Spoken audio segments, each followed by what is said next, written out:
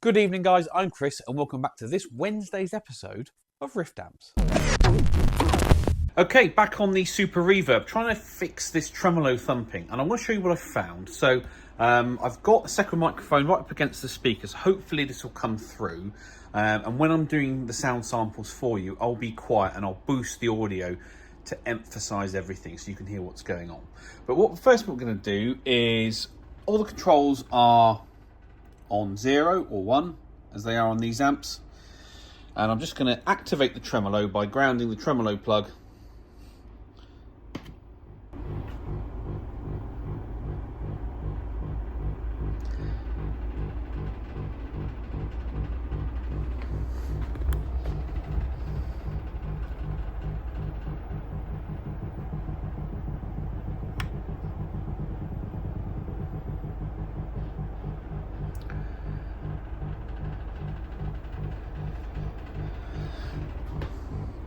so you can hear that it is thumping away. Now, it's already got the 10 nanofarad capacitor from the Roach to ground, which can improve this, and some people have tried putting a snubber cap, excuse my language, across the 10 meg resistor there. Don't worry, I'm actually miles away. It's just the angle it looks at. If you want, I'll use a chopstick across the 10 meg resistor. That doesn't fix it. So this yellow wire here coming out of this grommet here from the filter stack feeds to this eyelet here.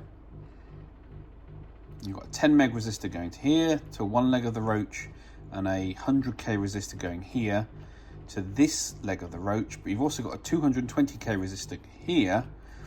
And this is the feed for the anode, so V5 pin 1. And the other anode is fed pin 6 from up here. So, why are we hearing crosstalk? Well, the usual cause of crosstalk is what we call stray coupling, where the grid wire is hearing the anode wire and is causing problems. Now what we've got here, and I'll prove it to you, is here is this anode wire here that feeds from this junction of the 220k and this disc cap into pin 1. Underneath it, however, is an anode wire coming out of this hole round to the control grid of V5B pin 7. If I raise the anode wire, this one here, away from here, the thumping disappears.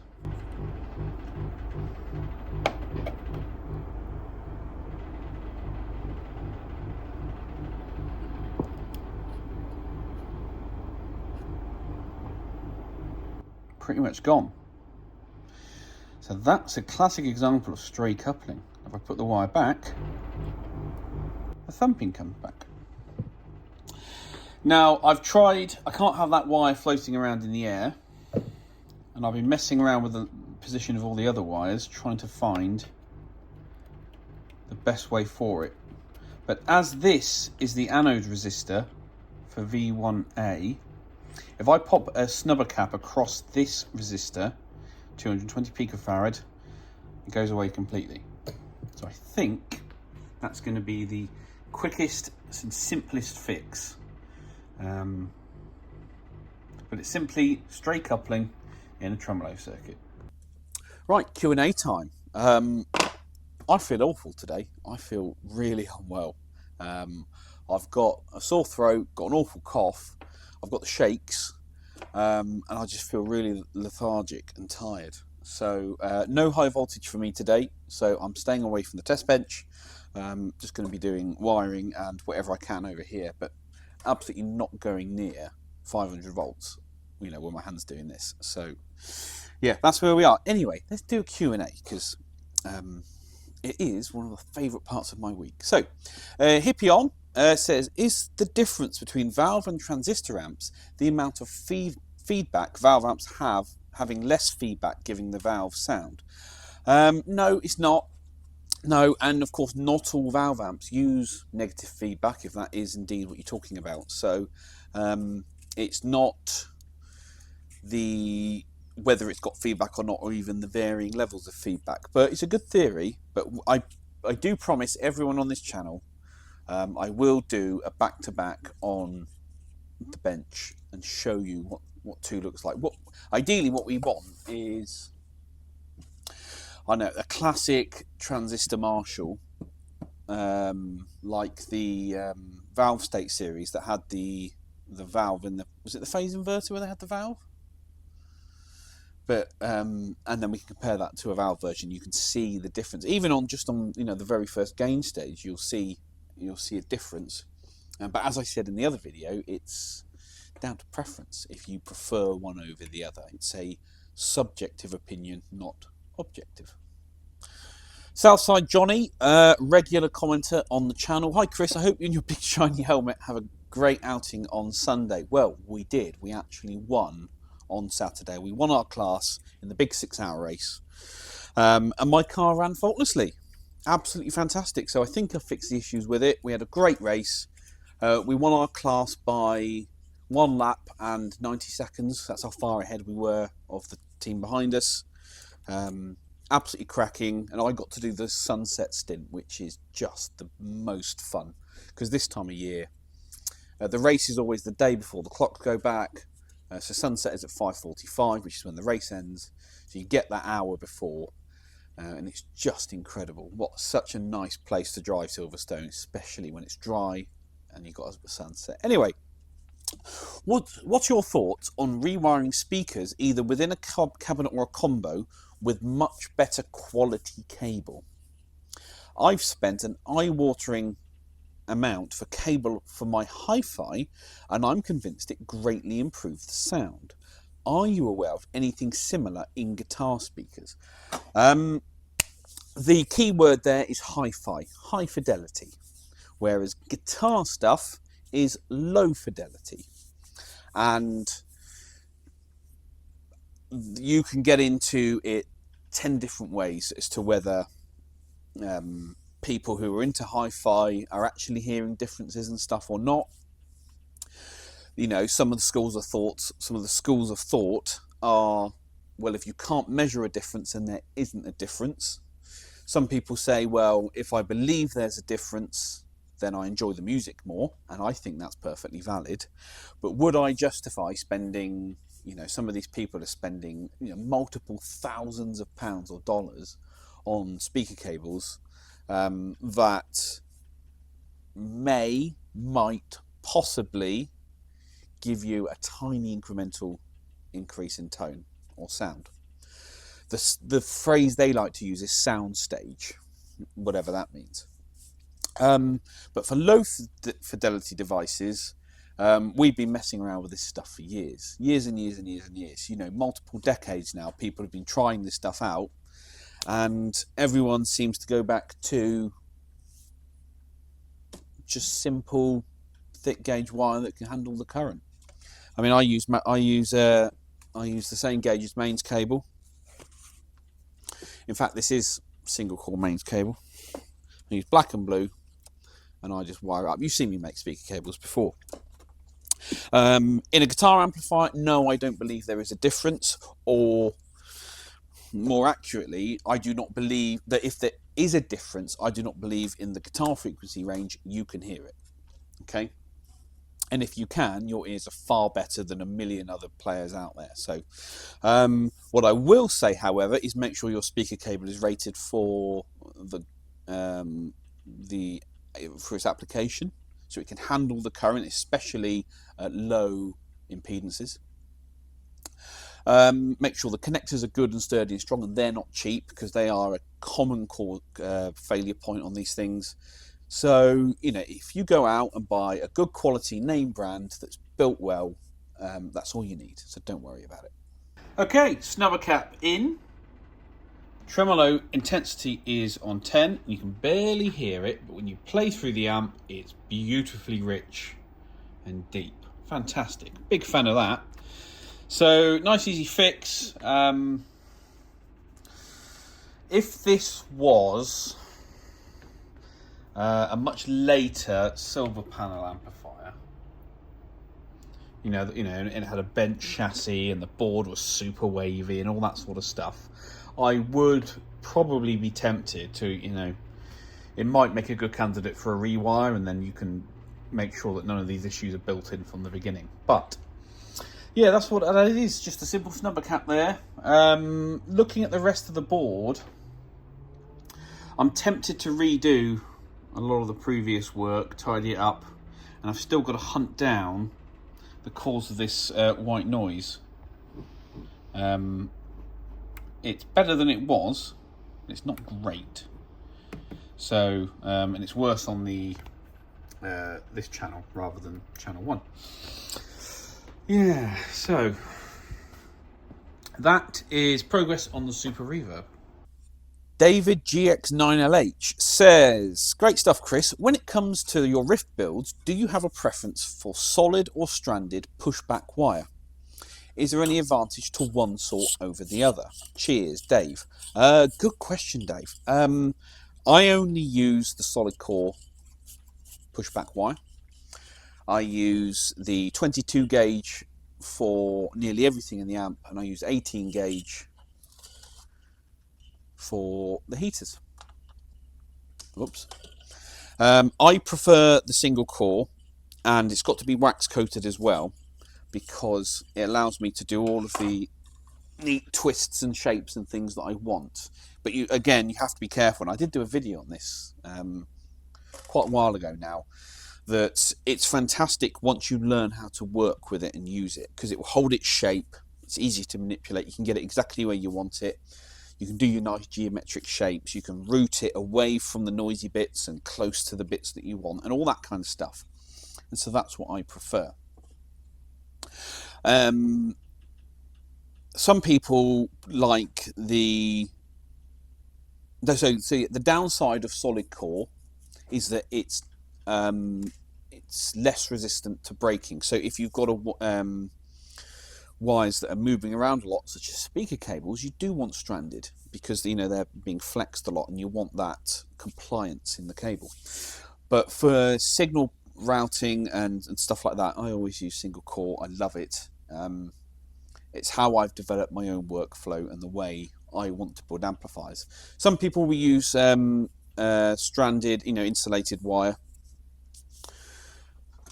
Have I got any?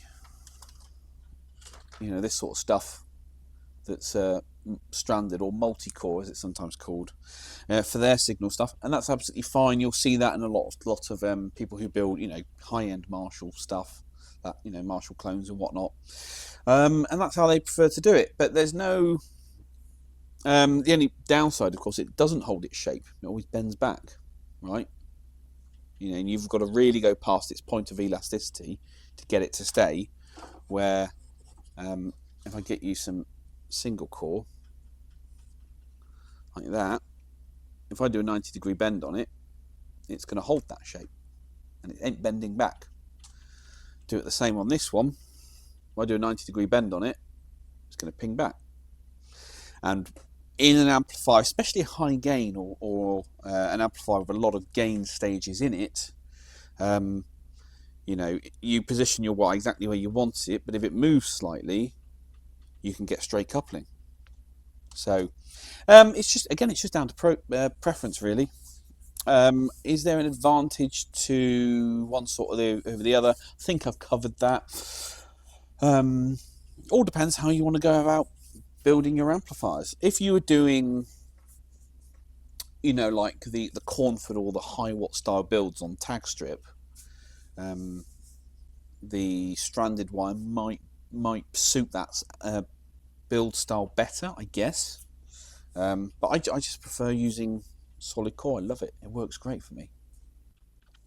Okay, the Mega Ronin asks, question, is there a reason for fusing the HT center tap rather than HT legs to the rectifier? Reading Merlin's page has left me none the wiser. Thanks. You could do both. Absolutely, there's no reason why you couldn't do both. In fact, some Marshall amps do that. Some 70s JMPs do that. In fact, not only are both of the HTYs to the rectifier fused, so are both sides of the heater winding, which does seem, does seem a lot. But they're equally just as valid. I mean, I guess sometimes it comes down to packaging and space, only needing one fuse that does both, that covers the current for both sides of the high voltage winding is easier to do. That's the way I do it. But you could, in theory, there's no reason why you couldn't do each side. I mean, I guess if you wanted to go overkill, you could fuse every wire from your power transformer, except the bias wire. I would say if you've got a separate bias winding, a 55 volt winding, that's the only one you wouldn't want to fuse, I would guess. So if everything else goes wrong, you're still applying a bias voltage to the output valves to switch them off rather than let them go into runaway. But yeah, it's some people don't even put HT fuses in, which is on some amps is a bad idea, or worse, more of a worse idea than others, I guess. But you always want some level of fusing and protection. God, you can tell I'm not well. I know I can't normally talk, but today is horrendous. Anyway, is what it is. Yeah, so there's no... The benefit over fusing both legs would be you've got a further level of protection, but then you could fuse the sensor tap and both legs if you want to go crazy, but you're just being silly at that point. So, yeah, but well done for reading Merlin's page. It's a great article. It's a great explanation of what you want to do and why. But as long as there is some level of protection, then you've ticked that box. Just finished off this PR18 brown panel lamp. This one is heading off to our dealer in Norway. Really, really happy with it. Customer's gone for these the cream knobs rather than the brown ones. I think it's a nice contrast. Really like that. Really happy with it. So that one is shipping off, and the PR50 that I just finished down there is going at the same time. Rocking Lee says Gibson amp made in the UK as the Trace Elliott Velocet. I had one and Tech said it ran way too hot and had an under-spec'd transformer. You see, I knew it was either Laney or Trace. Or Trace Elliott, one of the two. I was edging towards Laney, but thank you. I haven't actually looked inside that one yet and got down to it, so it'll be interesting when I do open it up to find out what's going on. I still need to watch Lyle's video on the repair that he did on one to see if there's anything I can pick up and learn from that. Maybe save the customer some repair time. But interestingly, it's got an under-spec transformer. I assume you mean the power transformer, main transformer, rather than the output transformer. And it ran way too hot, so it's probably, I mean, most EL84 amps are biased far too hot anyway. It was very popular at the time, as I've said previously, and you're constantly just trying to bring these things back down into a safer working range, so these things run cooler and often sound better as well. So there you go. Thanks, Lee. Great question. BCE Pedals asks, hello Chris, always admire your work and high standards of your amp services and builds. Thank you very much. Is there a way I could contact you about a more technical question? Yes, there is. Just go to my website. You'll find the repairs email address on there. Send an email to that, and I'm sure I'll be happy to help. And finally, Jeremy Watson says, hi Chris, thanks for the great content. The channel is really informative and helpful. I have recently completed the refurbishment of my 1971 twin reverb AB763, retaining the pot, power and output transformers, choke and reverb tank. I've used good quality components and the amp is now really quiet when idling. Twin reverb loud when playing, and importantly reliable. Good, excellent. At gigging levels, however, it sounds nasally, making humbucking pickups sound almost like an out-of-phase Strat. The 6L6s are biased at 70% and operate within a milliamp or so disparity across all 4 power tubes. Adjustment of the tone stack does not enable dialing out of the nasal sound. I'm now at a loss as to next steps and would appreciate your thoughts. Keep up the great work.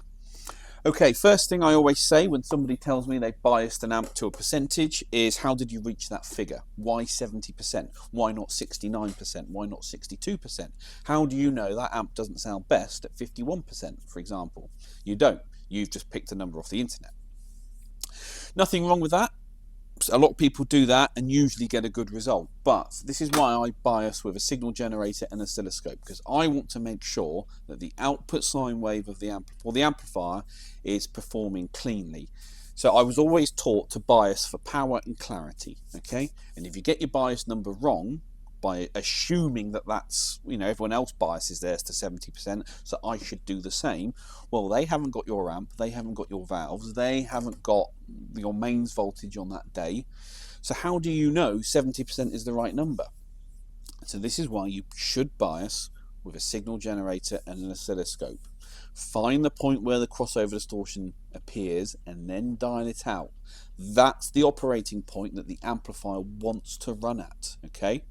Anything more than that, unless you can use a spectrum analyzer and you can see you get a significant boost in certain harmonics if you bias hotter, or you have a preference for a very particular cold biased sound, as a lot of metal players do, not on a twin reverb of course, then how do you know? Well, sorry, then that's the operating point for the amp.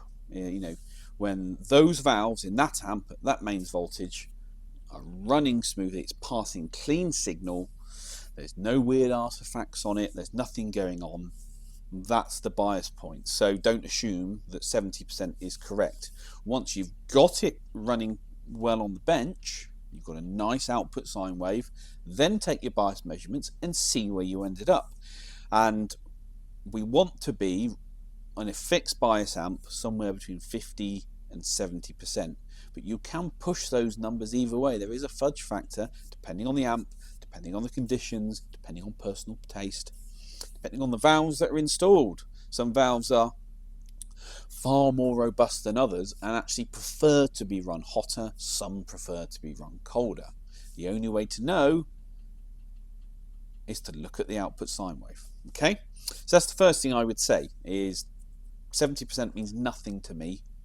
I don't know how that amp is performing if you tell me it's biased at 70%. I need to know what the output sine wave looks like. Adjustment of the tone stack does not enable dialing out of the nasal sound. Okay, point there, very interesting. Those tone stacks, it's an anode follower tone stack, so pretty powerful, unlike the cathode follower types that seem to have less adjustment range. Not as powerful as a James stack, of course, but anode follower is generally quite powerful. And especially on an amp with a mid control like the twin reverb, I would be surprised if you couldn't dial it out, which says to me either the sound is further down, whatever out of phase nasally sound is further downstream, or the tone stack is wired incorrectly. And it's quite common that you see this. The tone stack is made up of 3 capacitors. You've got the treble cap, normally 250 picofarad. You've got the mid cap, which is either 22 or 47 nanofarad, depending on the model. And the bass cap is 100 nanofarad. And often you'll find that on the board, the bass and the mid caps are installed in the right position, but the wires have been either connected the wrong way round. So the bass cap is feeding the mid pot and the mid cap is feeding the bass pot. And that could be at the board side or at the pot side. So you need to confirm the connections there. Make sure that the correct caps are going to the correct position on the potentiometers. It's quite a common thing I've seen, and that can cause some really interesting sounds. And by interesting, I mean awful, but interesting on a diagnostic level, right?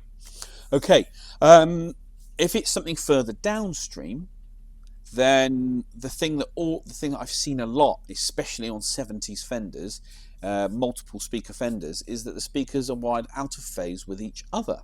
So rather than, you know, when the sine wave goes up, they push out, and when the sine wave goes down, they push back.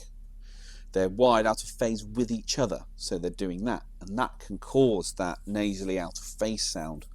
So check your speaker wiring. It's more common than you think. That, you know, unfortunately, rather than having positive to positive, negative to negative, it's been swapped because it's the same colour wire. Same with heater phasing. We talked about that before. So those are the sort of things I would be checking first. Do your basic, what I call idiot checks. Make sure everything is as it should. Don't assume anything. If something doesn't make sense, it's because you've either made an incorrect assumption or you're missing a piece of information. Because if those two things were rectified, it would make sense. So go back through, do your basic checks. The other thing I'd say is this on both channels of the amplifier, or is it just on one? Some people like to buy themselves an EQ pedal and mess around with the sliders on it to see if they can find exactly what frequency that is and whether they can dial it out. That might help you diagnose in the amplifier where that issue is coming from. Well, that's it then, guys. Thank you very much for watching once again. As you can see, a little bit of a different camera setup here. I actually found a DJI gimbal that I completely forgot I had, and as you can see, it tracks my face around the workshop, which I think is a good thing, but it may be really weird. Anyway, as always, please give this video a thumbs up. All of your comments and questions down below. Subscribe and join the channel if you haven't already, and I will catch you all at the next one.